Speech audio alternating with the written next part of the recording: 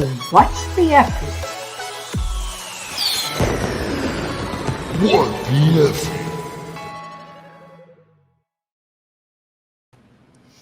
Hello, everyone. Welcome to a very, very special episode of What the Effie. Because today I have someone who I just feel like I can't even hold a candle to her. She is so incredible. Morgan Winters, thank you so much for coming on my podcast. I'm so I am excited to super be stoked. here. Yes, I'm so excited. This is my first podcast that I've ever been a guest on, and I am happy to say that I'm so glad it's yours. I feel honored. Well, thank you very much. The honor is mine for sure. And welcome to everyone who's joining us. I know that people will hop in. Let me just say hi. All right. So, for those of you who may not know Morgan Winters, you're in for a great treat. On her advert, we had chosen Annie Oakley as her character. And because she's the queen of the Wild West. And one of the taglines that Morgan uses is instead of Queen of the Wild West, she uses Sub-2 Queen, which is pretty cool. She is a lady that has been around for a while, and she is known for being a broker, a creative real estate agent, also known as a unicorn, and as an educator. But that doesn't even begin to touch it because she's also an investor and she has done some lending. She's done so many things.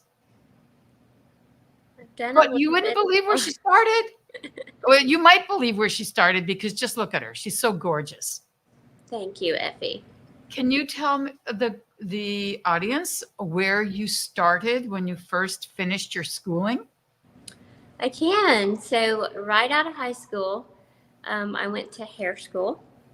I did hair for 12 years and became an entrepreneur from the get-go. The idea of working for someone and having an 8 to 5, 15-minute breaks and 1 hour for lunch just makes me want to beat my head against the wall, and that's never been me. So, went to hair school, started my hair career, which really is how I started my real estate career because that's where I built my sphere of influence. Great. My clients, yes. So about a year and a half into my hair career, I decided I was going to buy some real estate and open my own salon. So that's where my initial real estate investment journey started at, I think I might have been 22. I don't know. I've slept since then. 22 years old, bought a commercial building, opened my own salon, and rented out my booths. I love it.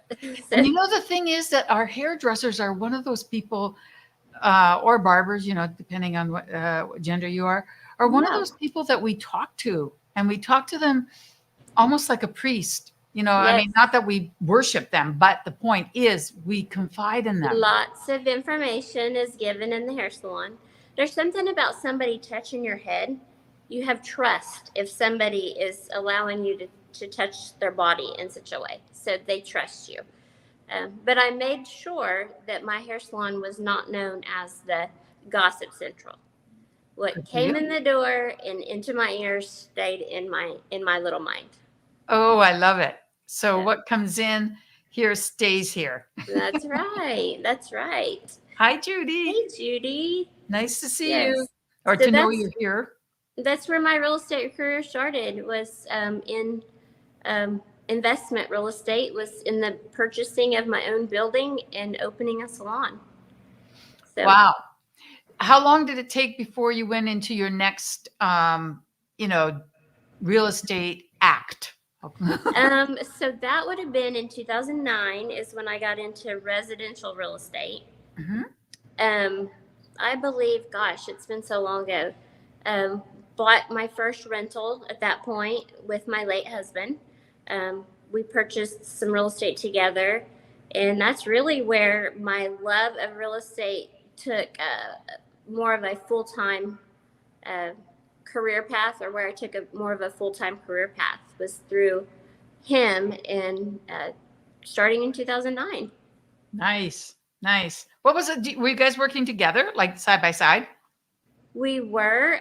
So he was an insurance adjuster, and I had quit. I sold my business, my hair salon business, to help him. So I was doing a lot of the admin work within our insurance adjusting business. So we did work side by side in that business. But as far as our rental properties went, I handled most of that myself.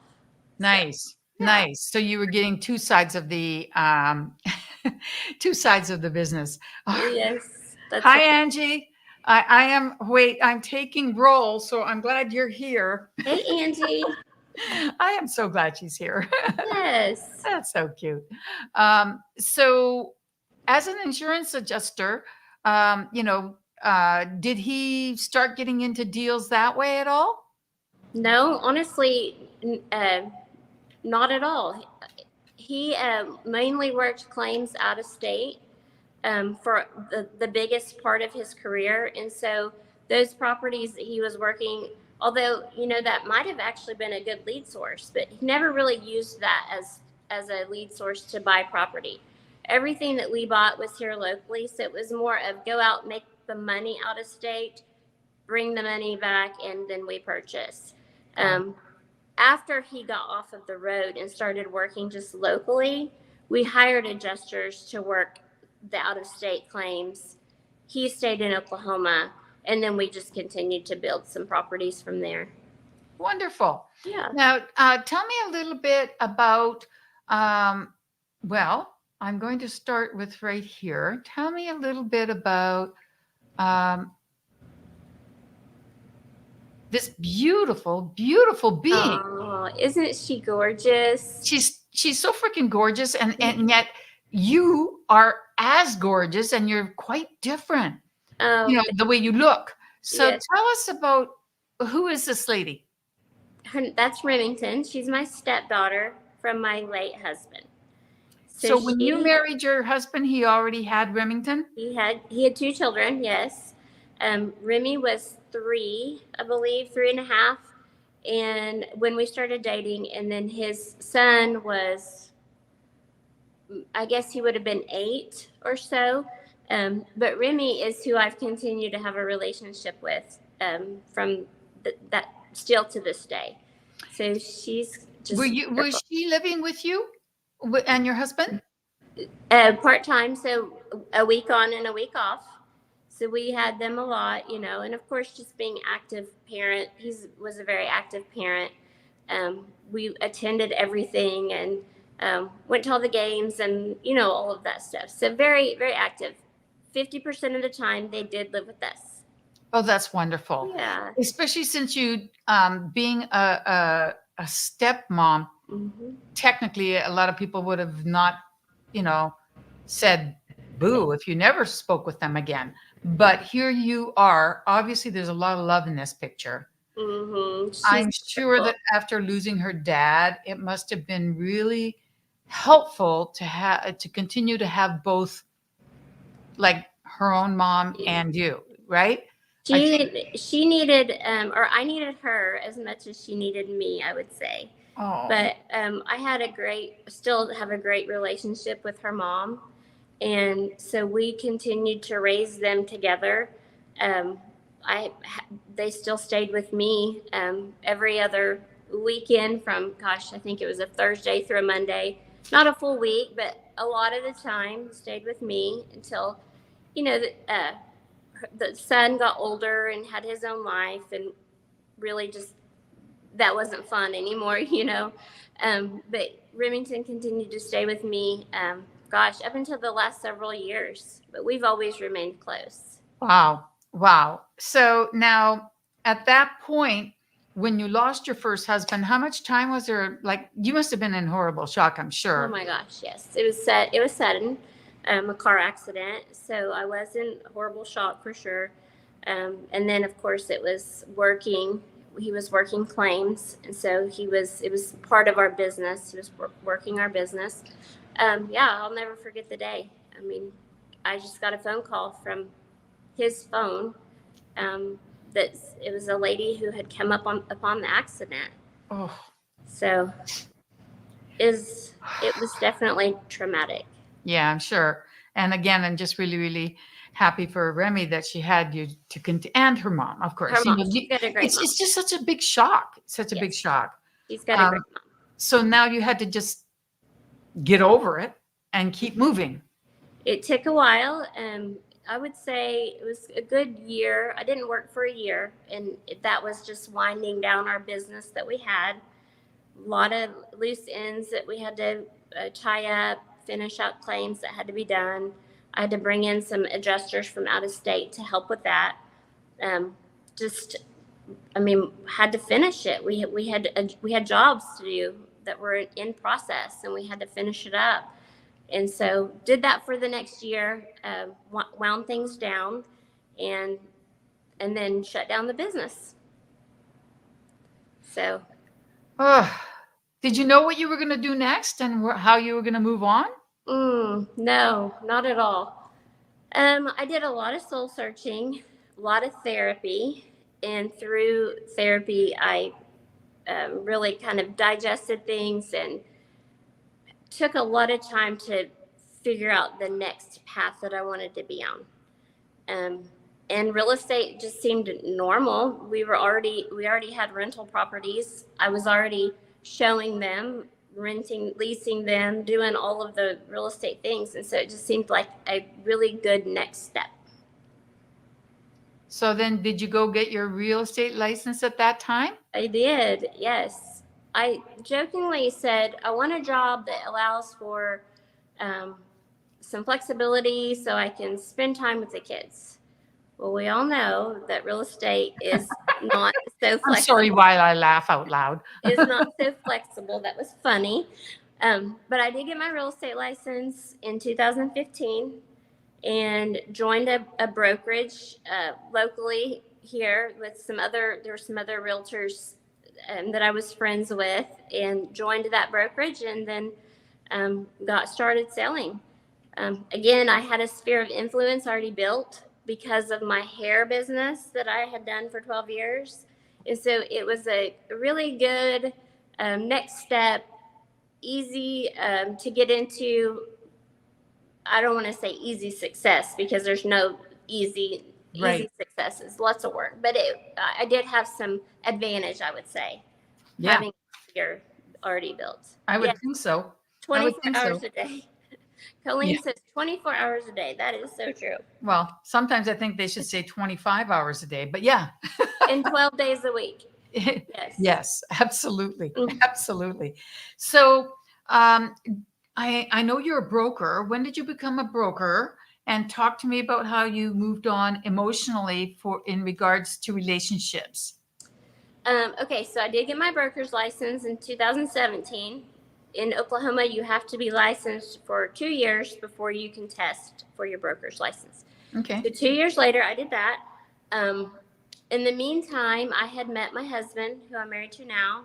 And I always like to say, he's like the cowboy the knight in shining armor, or the cowboy who rode up on his horse and starched jeans and his cowboy hat. Took my heart, and that was the end of it. But, the thing about it is through therapy and processing, I had a healthy process in healing. Mm-hmm. And so I did everything right, moved on with him in a healthy way. Oh, there he is. He's so cute. Moved on with him in a healthy way, and the rest is history. I'm so happy that you were wise enough to go get help. Because I'm one of those people that has had a lot of help. Mm-hmm. And I feel that if you're in the hands of an expert, you're going to gain something. You're going to gain something. So, I highly encourage that. And he does look like a very handsome cowboy. He is, yes. Now, his name is Wager, correct? It's Wager, yes. How funny is that, guys? Why was he named Wager? Was there a wager on his birth or something? No, it's funny you asked that. His dad knew a wager, which is so odd because it's such an odd name anyway. That back in the 80s, how far would it was an odd name then. It still is an odd name now. But his dad knew a wager, and always wanted to name his son that. Oh, how And funny. it fits him. It really does fit him. So I took a wager on him, took my bets, and I think it's paid off.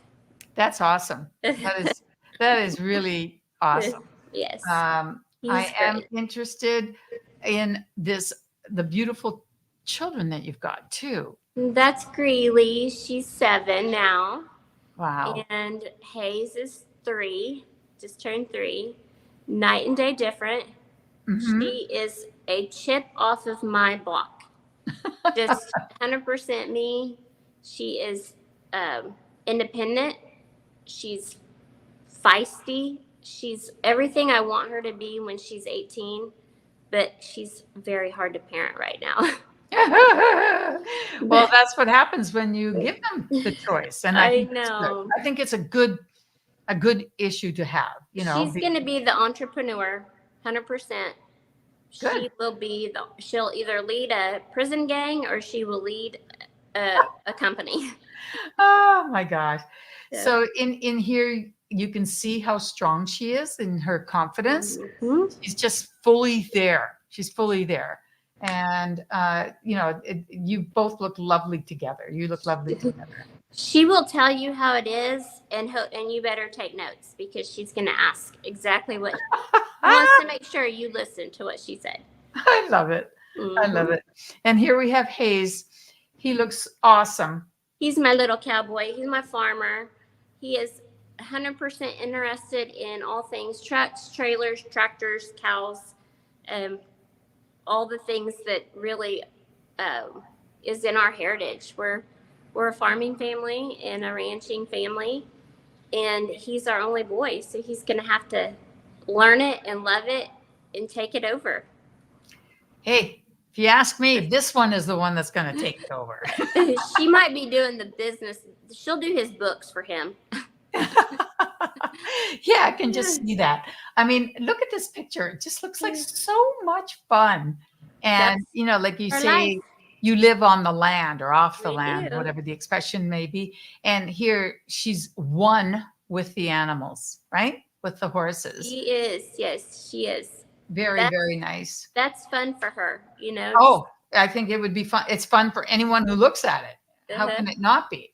But this one is a sweetheart just because she's getting down to his level, as in talking to him. But this is my favorite picture.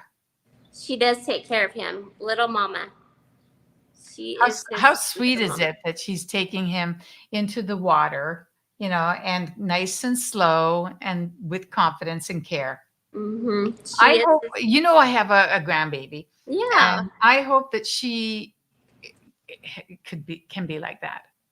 Well, I mean, it's just what she has to do. I tell her all the time, this is your baby brother, and it's the only one you're going to have, so you better get on. He's not going anywhere. Right. You better take care of him. Oh, Kathy's interfering. Oh, Kathy, yes. I'm just kidding. I know she's so awesome. Kathy and I have an inside joke because we're partners on a property, and we bonded over our conversation. We bonded over our love of wine. Oh, how neat. Yes. So we need to get that wine. Yeah. Well, she's in wine country. I know. So she should be able to pick up some nice bottles for you guys for sure. Have you met in person yet? No. She's the connoisseur, but I do want to do that very soon. That's awesome. Meet up, Kathy, for sure. Yeah. And if I can have anything to do with it, I'll be there. I'll be Let's do it. I'm the third wheel until we get into a deal. So Kathy is in Texas, right? Is that right, Kathy? No, California, I think, right? Ingrid is California. No, Ingrid is Arizona. Where are you, Kathy? Talk to us. She's like, well, we can make away. the Wild West of Oklahoma. Oh, she says I'm right. She's in California. We can make the Wild West of Oklahoma our meeting point. Everybody come to my house in Oklahoma and let's just do this. Sounds like great fun. Sounds like great fun. I'd love to meet your kids for sure. It would be. Yeah. It Yep. would. I remember your sister. I think this is awesome. All right. So talk to us a little bit about, oh yeah, and Kathy says that she's in for sure. Yes. Okay. We're going to put this on the calendar. Why not? Why not? So once you started going forward in life and you got your broker's license, and when did you start deciding to do it creatively? And when did you join Sub 2? And I know you're on a fantastic team.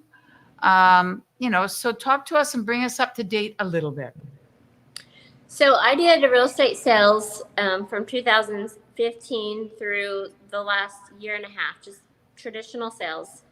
And I got to a point where I was just really burnt out, and I got really tired of fighting over refrigerators. Just the little things that are so common in traditional sales. And I always had this ache for this little niche of people that I could never help. And it was those people, those clients who were about to face foreclosure, or they needed to sell quickly. They didn't have a lot of equity. They couldn't sell their house with an agent because of lack of margin for commissions and closing costs and all the things that we see commonly in creative. And I never had a solution for them.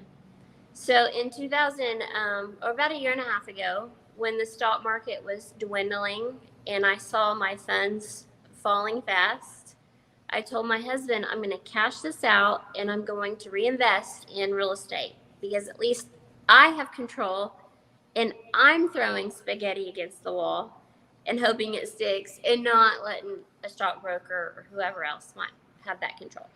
So I cashed out our stock market account, put it in to the side, and just started researching what was the most efficient way to reinvest so that I could have the most cash flow, the most appreciation, all of the benefits over time, so that we could meet our retirement goals.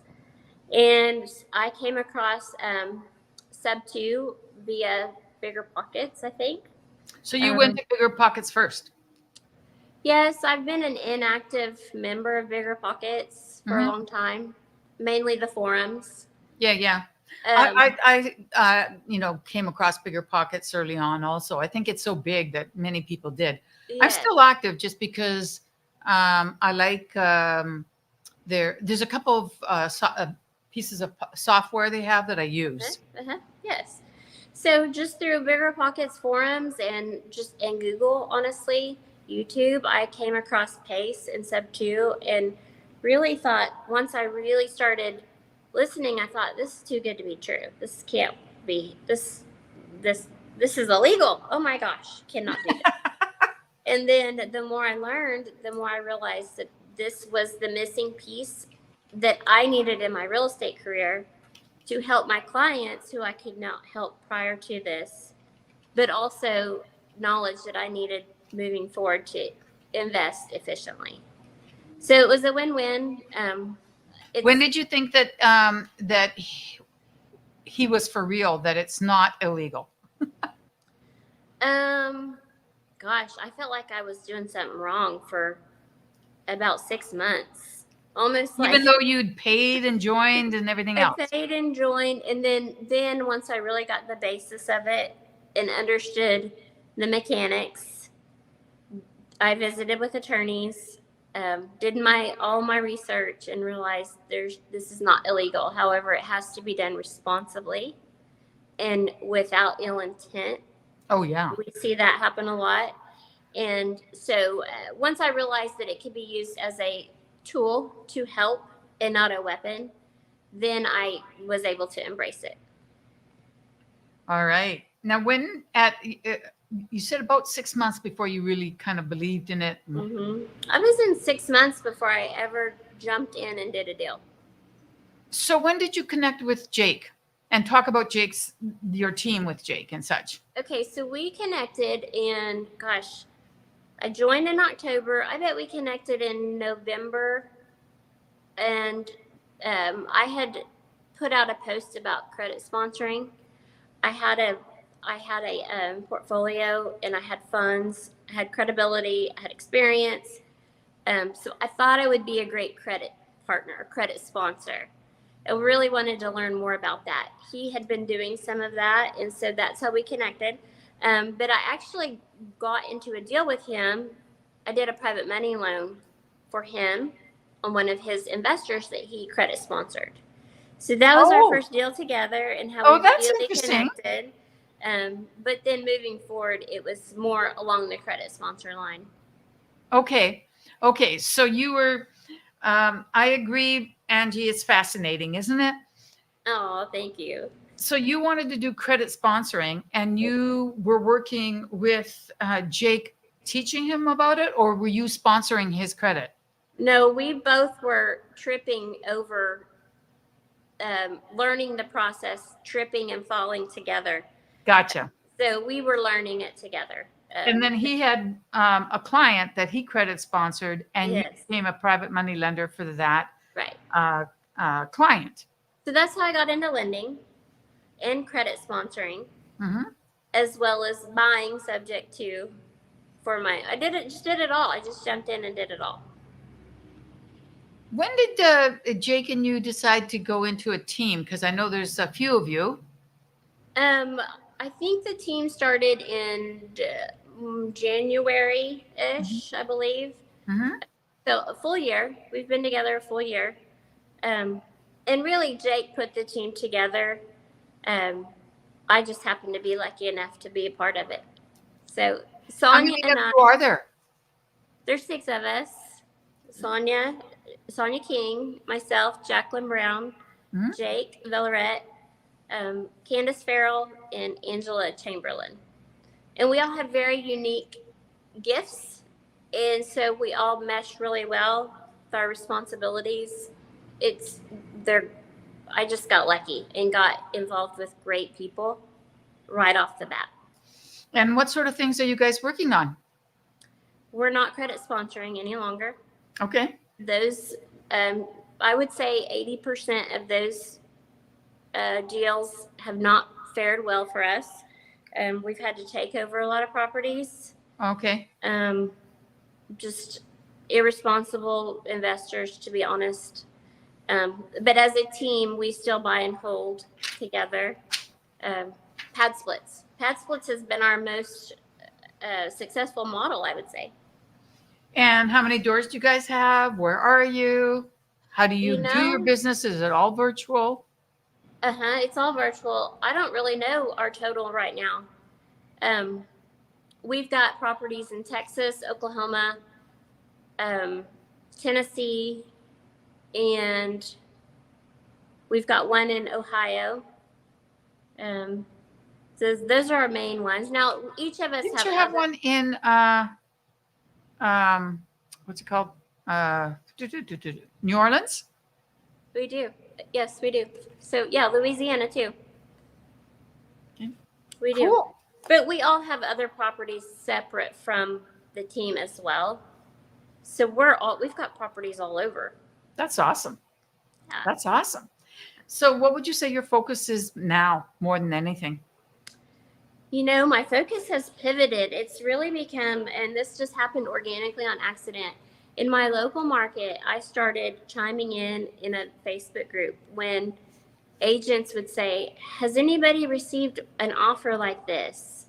We've got a Facebook group of all agents, like 5,000 agents, and they would say, "That's a scam," or "That's illegal," you know, all the things that they say. And so I would always chime in and say, "Hey, I'm creative, educated, happy to help. Give me a shout." And I've become kind of the go-to person to reach out to you. Agents will call me, "Help me with this. What does this mean?" You know, and I started educating, just organically.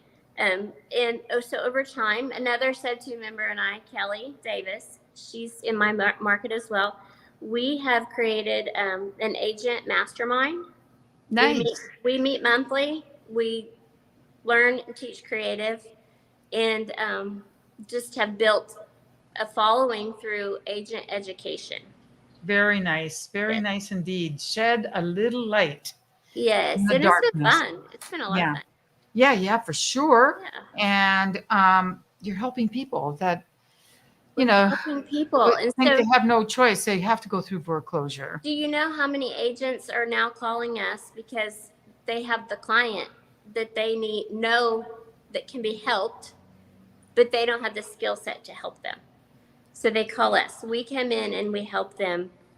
We help them structure the transaction, educate them, give them support throughout the transaction. So these agents now are able to help their client as well. So That's we do fantastic. consulting in that manner as So well. you do that on a consulting basis? Yeah. So Good. that's my focus. That Nice. is my focus. I think that's very, very worthwhile because for It's every agent that fulfilling. that you educate, you're going to be helping many sellers because Yes. they just have contact. That's the way it works, the Yes. network. So I think consulting So on I and went on then my own. I opened my own brokerage to just separate myself on a neutral ground, Mhm. so I can help any brokerage where nobody feels Oh, threatened by nice. Keller Williams agent coming into their space, or you know what I mean, just to give myself neutral balance. So Good. people feel comfortable, I guess, reaching out to me. Yeah, I guess that you've thought and faced all this. It's interesting. You have to figure it all out. You do. You do. So in our market, we see so many people that need help, and we see so many agents who are just really have no answers. And so it's very fulfilling to be able to give them the tools to help their client. Absolutely. The thing is that with your particular, one of the things that's going to come out of this is that um, your metal, your metal, Yes. that you're Yes. made of, is going to come through, is coming through. And I think that that will bode well for you in the future, for sure. As You're to, right. You're yeah, right.